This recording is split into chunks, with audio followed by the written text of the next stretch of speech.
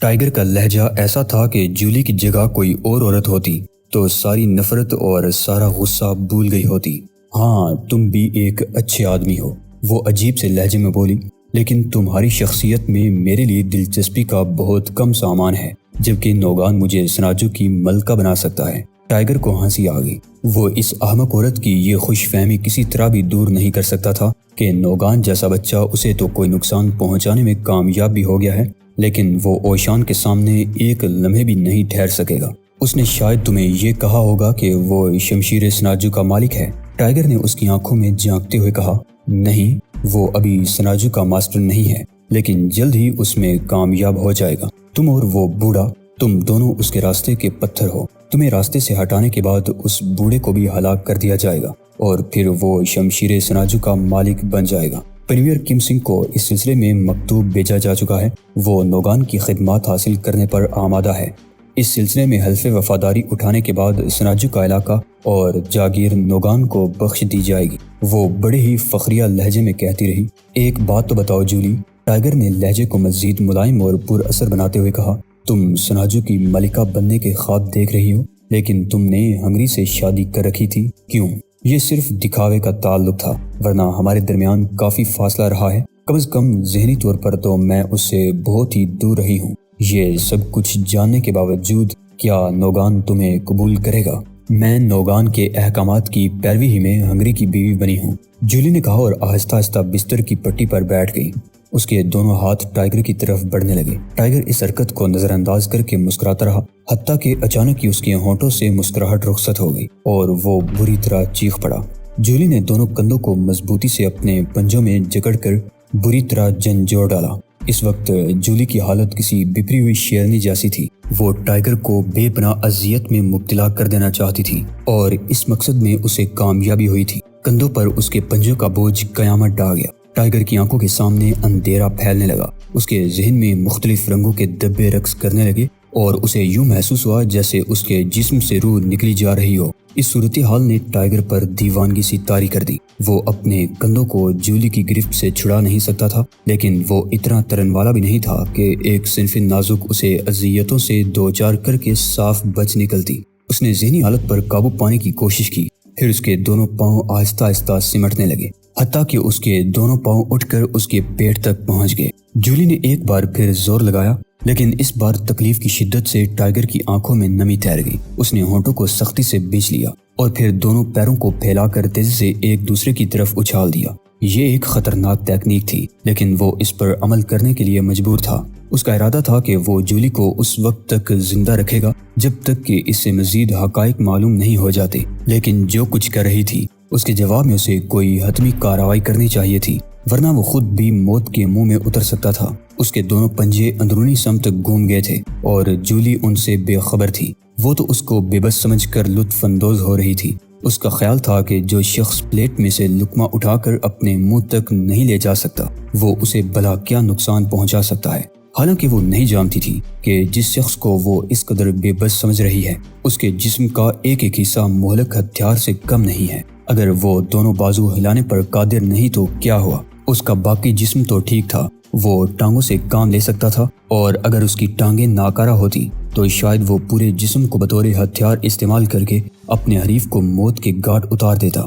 پہلے تم اور پھر اس بوڑھے کو ٹھکانے لگا دیا جائے گا۔ جولی اس کے کندھوں پر مخصوص انداز میں دباؤ ڈالتی ہوئی کہہ رہی تھی، نوگان کی طاقت کا اندازہ لگاؤ۔ اس کے 2 گرگے تمہارے ہاتھوں ہلاک ہو گئے، لیکن انہوں نے تمہیں ناکارہ کر دیا، تمہیں تباہ کر دیا۔ وہ کھلکھلا کر ہنس پڑی۔ اس کے ہنسنے کا انداز ہیزیانی تھا، وہ فاتحانہ مسرتوں سے سرشار تھی اور ٹائیگر کو کسی زخمی پرندے کی طرح اپنے پنجوں میں دبائے ہوئے تھی۔ پہلے تم اور پھر اس بوڑھے کو قتل کر دیا جائے گا، وہ چیخ پڑی۔ ٹائیگر کا جسم اور ذہن ہم آہنگ ہو رہے تھے۔ برسوں کی تربیت اور خودکار سے روحانی نظام کے تحت سب کچھ ہو رہا تھا۔ اس کے پنجے یوں ایک دوسرے کی طرف لپک پڑے جیسے مقناطیس کے کنارے ایک دوسرے کی کشش کرتے ہیں۔ ان کی رفتار تیز تھی، ان کا تاثر بھرپور تھا۔ اچانک جولی کی کھوپڑی دونوں پنجوں کے راستے حائل ہو گئی اور پھر اس کے پنجے یوں اس کی کن پٹیوں پر پڑے جیسے گولے سے ٹکراتے ہیں۔ ہڈیاں ٹوٹنے اور چٹکنے کی آوازیں پیدا ہوئیں۔ جولی اس وقت کہہ لگانے کے لیے عقب میں سر جھٹک رہی تھی۔ اس کی کن پٹیوں پر قیامت ٹوٹ گئی۔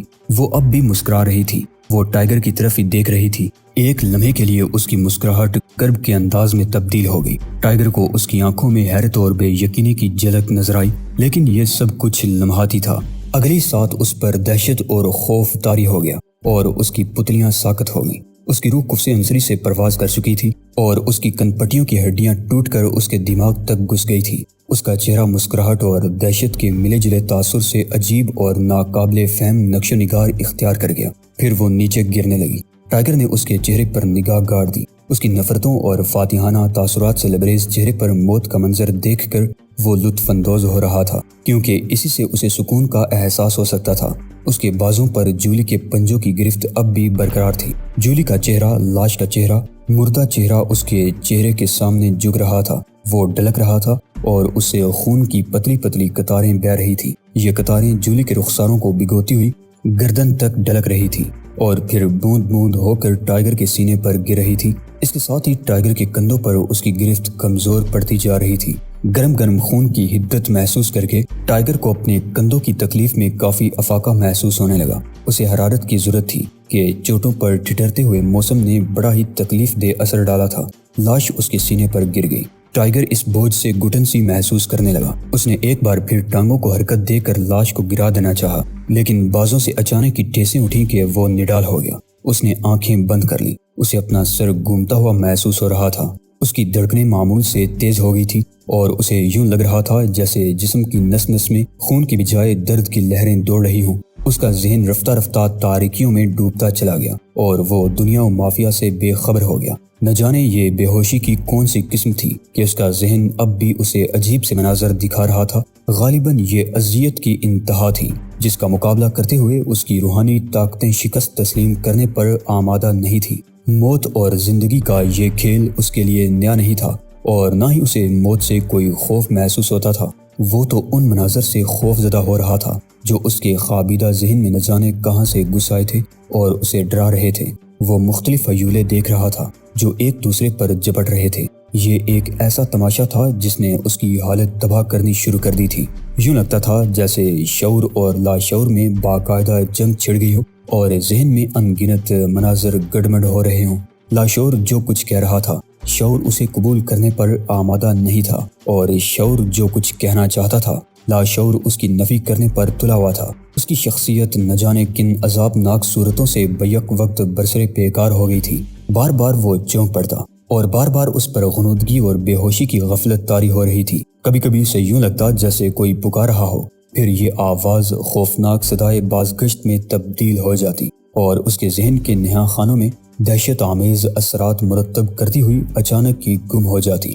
تب ٹائیگر کو یوں لگتا جیسے اس کی روح پر سناٹا مسلط ہو گیا ہو۔ اس سناٹے سے اسے سکون ملتا، لیکن اگلی ساتھ درد کی لہریں ایک بار پھر جاگ اٹھتی اور اس کا جسم یوں جھٹکے کھانے لگتا جیسے بار بار اسے بجلی کے جھٹکے دیے جا رہے ہوں۔ تب اسے وہ منظر یاد آنے لگا جب اسے بجلی کی کرسی پر بٹھا کر سزائے موت دی گئی تھی۔ اس کا جسم ٹھنڈے ٹھنڈے پسینے میں بھیگتا چلا گیا اور اس بار ذہن پر جو اندھیرے کی چادر چھا گئی، اس نے سب کچھ نگل لیا تھا۔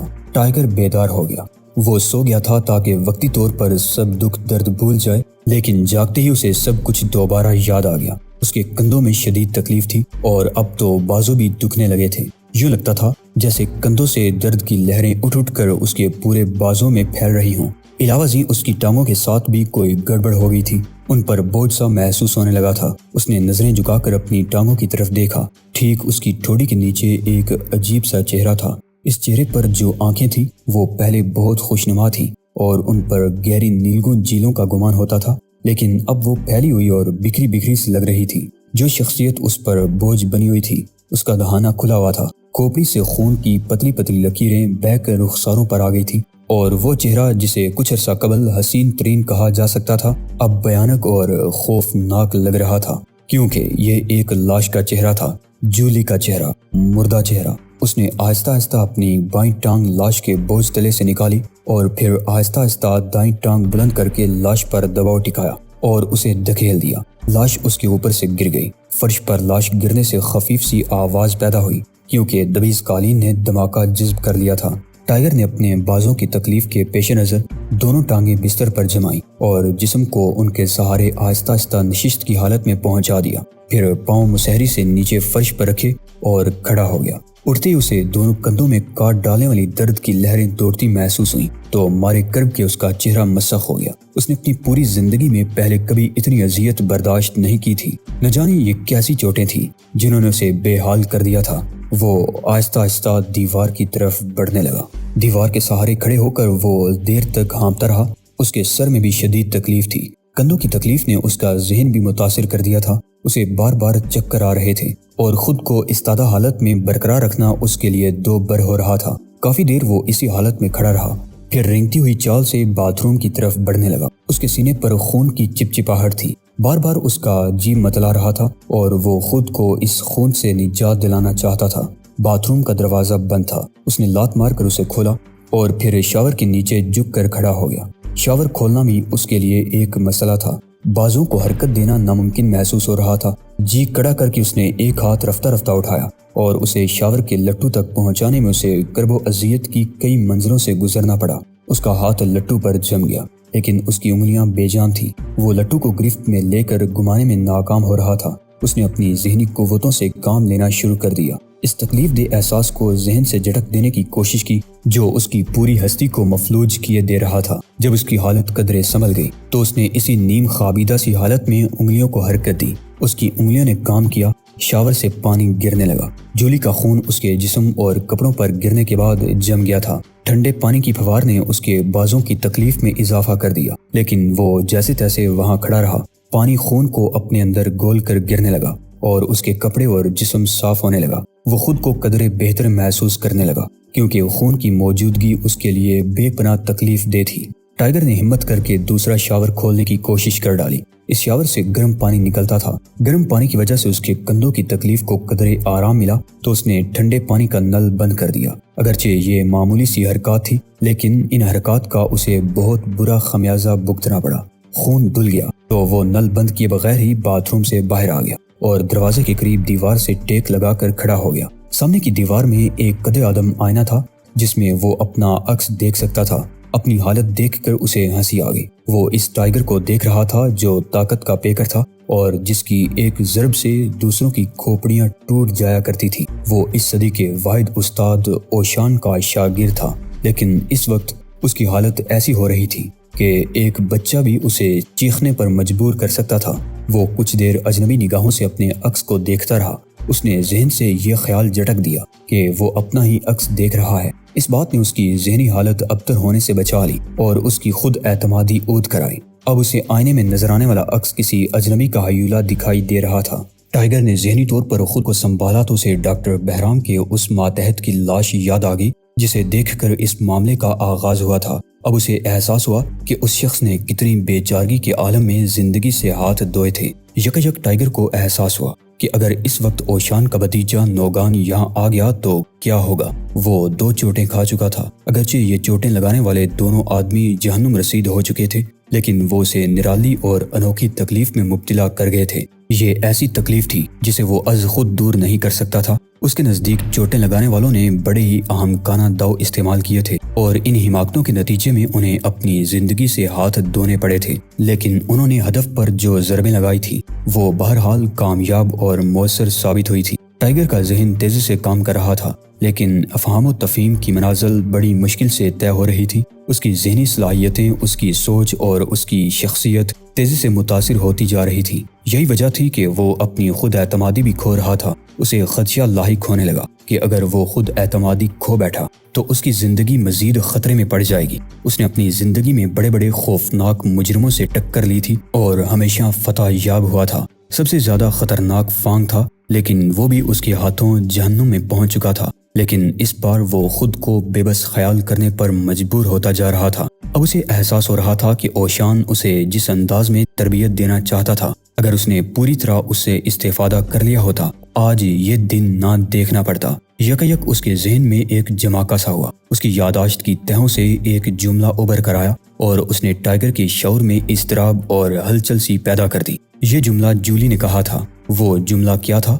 ٹائیگر نے اسے ذہن میں واضح کرنے کے لیے زور ڈالا تو جولی کے الفاظ اس کے ذہن میں ڈرامائی تاثر کے ساتھ گونجنے لگے۔ پہلے تم اور پھر وہ بوڑھا، اسے ہلاک کر دیا جائے گا۔ ٹائگر کے دل میں اضطراب کی لہریں جاگ اٹھی۔ ایک بار پھر اس کے اندر ٹائگر انگڑائی لے کر بیدار ہونے لگا۔ اس نے خود کو سنبھالا، اگرچہ اس کی کندھوں کی تکلیف اسے حرکت کرنے کی اجازت نہیں دے رہی تھی، لیکن اب وہ بے بسی سے اسی فلیٹ میں نہیں پڑا رہ سکتا تھا۔ اسے معلوم تھا کہ یہ جگہ بے حد خطرناک ہے، کسی بھی وقت اس کا کوئی جانی دشمن یہاں آ سکتا ہے، اور اگر ایسا ہوا تو یہ دن اس کی زندگی کا آخری دن بھی ثابت ہو سکتا ہے۔ اس نے نظریں گھما کر فون کی طرف دیکھا تھا۔ فون زیادہ دور نہیں تھا، لیکن وہاں تک پہنچنے میں اسے خاصی مشقت کرنی پڑی تھی۔ فون کے قریب پہنچ کر وہ دل ہی دل میں کلمہ شکر بجا لایا۔ جدید ٹیکنالوجی نے فون کا ڈائل ختم کر کے دبانے والے بٹن ایجاد کیے تھے۔ اگر یہ فون بٹنوں والا نہ ہوتا تو اسے نمبر ڈائل کرنے کے لیے نہ جانے کتنی اذیت برداشت کرنی پڑتی۔ اس کی نگاہ دیوار گیر گڑی پر گئی تو اس کے ہونٹ مسکرا اٹھے۔ اتفاق سے یہ وہ وقت نہیں تھا جب وہ اپنے چیف بہرام کو رپورٹ دیا کرتا تھا۔ اس نے بٹن دبا کر سلسلہ ملایا اور ریسیور کسی نہ کسی طرح کندھے اور گردن کے درمیان پھنسا لیا۔ اب وہ ہاتھ اٹھائے بغیر فون پر بات کر سکتا تھا۔ ہیلو ٹائگر، اس نے اذیت آمیز لہجے میں کہا، یہ وقت تمہاری رپورٹ کے لیے مخصوص نہیں۔ دوسری جانب سے بہرام کی سخت آواز سنائی دی، تم دن بدن ضابطوں کو کیوں خراب کر رہے ہو؟ مجھے مدد کی ضرورت ہے، ٹائگر نے گرا کر کہا، میں زخمی ہوں۔ دوسری طرف سے دیر تک کوئی جواب نہ ملا۔ غالباً بہرام سوچ میں پڑ گیا تھا کہ وہ ٹائگر کی بات پر یقین کرے یا نہ کرے۔ وہ اسے مذاق سمجھ رہا ہوگا اور غالباً اس مذاق پر اس کا خون کھول اٹھا ہوگا۔ چیف، میں زخمی ہوں اور مجھے مدد کی ضرورت ہے، ٹائگر نے دوبارہ کہا۔ یہ مذاق نہیں ہے، میں بے حد سنجیدہ ہوں۔ اوہ ناقابل یقین، کیا ٹائگر بھی زخمی ہو سکتا ہے؟ بہرام کی آواز سنائی دی۔ ہاں، اور اس کی وجہ یہ ہے کہ میں بھی آخر انسان ہوں، ٹائگر نے کرا کر جواب دیا۔ آخر آپ مجھے معفوق الفطرت کیوں سمجھتے ہیں؟ معفوق الفطرت نہیں، معفوق البشر۔ تم کوئی عام آدمی نہیں ہو۔ عام آدمی ہوتا تو اس انداز میں فون نہ کر رہا ہوتا اور اس وقت فرشتوں کو حساب دینے میں مصروف ہوتا، ٹائگر نے جواب دیا۔ تمہارے لہجے پر مجھے خوشی ہوئی ٹائگر، میں محسوس کر رہا ہوں کہ کوئی غیر معمولی صورتحال ہی پیش آ گئی ہے، ورنہ تم خود کو بے بس ظاہر کرنا پسند نہ کرتے۔ بہرحال تم ایک غیر معمولی ہستی ہو، اس بات کو کبھی فراموش نہ کیا کرو، اور آپ بھی یہ بات ذہن نشین کر لیں کہ غیر معمولی ہستیوں کو ہمیشہ غیر معمولی حالات ہی پیش آتے ہیں۔ کیا کوئی خطرہ بھی ہے؟ بہرام نے الجھن سے پوچھا۔ ٹائگر نے ایک طویل سانس لی اور بولا، میں یقین سے کچھ نہیں کہہ سکتا، ہو بھی سکتا ہے۔ ٹائگر کو فون پر بات کرنے کے دوران خود کو باہزار دقت سنبھالنا پڑ رہا تھا، کیونکہ جولی نے اس کے کندھوں پر جس انداز میں دباؤ ڈالا تھا، اس کے بعد سے اسے یوں محسوس ہونے لگا تھا جیسے اس کے کندھوں اور باقی جسم میں اب کوئی ربط باقی نہیں رہا ہے۔ تم وہیں ٹھہرو، میں کچھ کرتا ہوں، بہرام نے ٹائگر سے پتہ معلوم کرنے کے بعد کہا اور سلسلہ منقطع کر دیا۔ سلسلہ منقطع کرنے کے بعد وہ چند لمحوں تک ساکت بیٹھا رہا، اگرچہ وہ ذہنی طور پر اس بات پر یقین کر چکا تھا کہ ٹائگر نے اپنے زخمی ہونے کے سلسلے میں اس سے کوئی مذاق نہیں کیا ہے۔ اس کے باوجود اسے اس بات پر اب بھی یقین نہیں آیا تھا کہ ٹائگر زخمی ہو کر بے بس بھی ہو گیا ہوگا۔ جب اس نے سلسلہ منقطع کیا تھا تو دوسری طرف سے ٹائگر نے کہا تھا، جلدی کریں چیف۔ یہ ایک غیر معمولی بات تھی۔ وہ اپنی سیٹ سے اٹھ کھڑا ہوا، اس نے اپنے کوٹ کے بٹن بند کیے اور اپنے دفتر سے باہر آ گیا۔ اس نے اپنی سیکرٹری سے کہا کہ وہ اب واپس دفتر نہیں آئے گا۔ یہ سن کر سیکرٹری کا منہ حیرت اور بے یقینی سے کھلا کا کھلا رہ گیا، کیونکہ بہرام نے بڑی ہی ناقابل یقین بات کہہ دی تھی۔ گزشتہ کئی ماہ سے وہ ہمیشہ سیکرٹری کے جانے کے بعد ہی اپنے دفتر سے اٹھا کرتا تھا، بلکہ سیکرٹری کو یہ شبہ تھا کہ وہ اس دفتر میں 24 گھنٹے موجود رہتا ہے، کیونکہ وہ رات گئے گھر جا کر جب اگلے روز علل صبح دفتر آتی تھی تو بہرام اپنے کمرے میں موجود ہوتا تھا۔ بہرام نے باہر آ کر میڈیکل ہیلی کاپٹر لیا اور سینیٹوریم سے پرواز کر گیا۔ وہ جلد سے جلد ٹائگر کے پاس پہنچ جانا چاہتا تھا۔ ایک طویل عرصے میں ٹائگر نے پہلی بار اسے مدد کی درخواست کی تھی اور بہرام کا رواں رواں انجانے خدشات کے تحت کانپ رہا تھا۔ وہ دل ہی دل میں دعا کر رہا تھا کہ ٹائگر کو کوئی ایسا نقصان نہ پہنچ گیا ہو جس سے اس کی زندگی کو کوئی خدشہ لاحق ہو سکتا ہو۔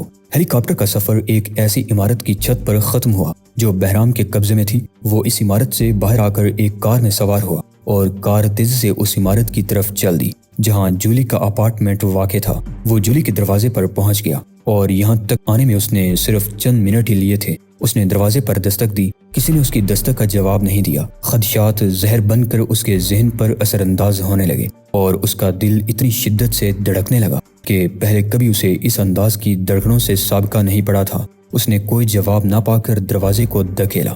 دروازہ اندر سے مقفل نہیں تھا، کیواڑ کھل گئے۔ وہ اندر داخل ہو گیا مختلف کمروں میں گھومنے کے بعد وہ خوابگاہ میں پہنچ گیا۔ وہاں ٹائیگر موجود تھا۔ ٹائیگر بستر کے قریب قالین پر بے سدھ پڑا تھا۔ غالباً اس پر بے ہوشی طاری ہو گئی تھی کیونکہ بہرام کے قدموں کی چاپ پر وہ چونکا نہیں تھا۔ بہرام نے اس کے قریب ہی ایک عورت کی لاش بھی دیکھی جس کی دونوں کنپٹیاں اندر کی طرف دنسی ہوئی تھی اور بادی نظر میں وہاں 2 سوراخ دکھائی دے رہے تھے۔